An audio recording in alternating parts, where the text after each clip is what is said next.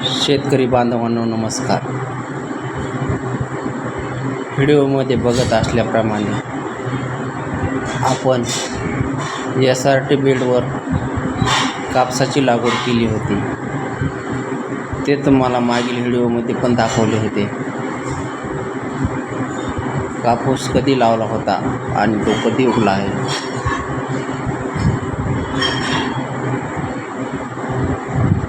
तर शेतकरी बांधवांनो, SRT शेती करत असताना SRTमध्ये कोणतीही मशागत केली जात नाही.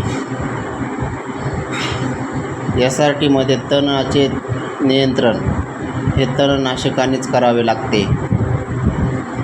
परंतु आपल्याला घरचा विरोध असल्यामुळे आपल्या घरच्यांनी शेतामध्ये तण खुरपून काढले आहे. तुम्ही बघू शकता, हे कापूस खुरपून काढल्यानंतर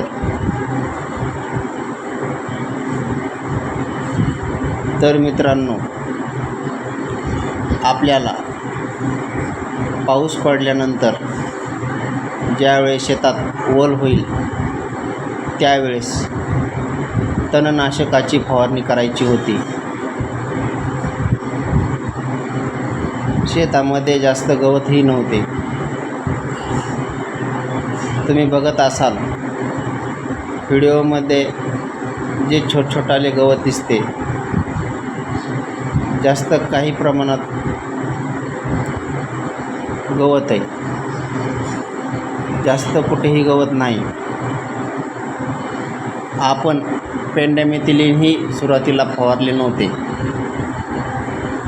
परंतु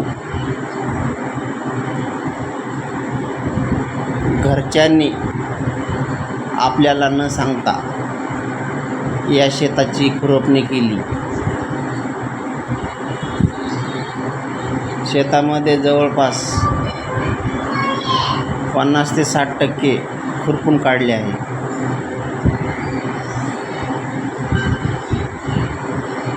कोणतीही सुरुवात, कोणतेही तंत्रज्ञान नवीन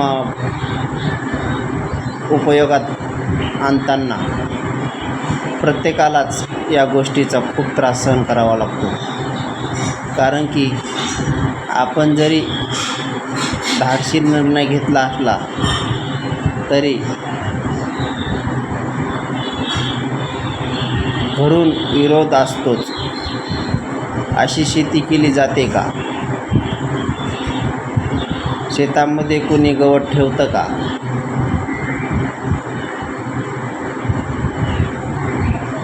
आणि तणनाशक मारून शेतीचे नुकसान करायचे का? या सर्व अडचणींना सामोरे जावे लागते. तुम्ही बघत असाल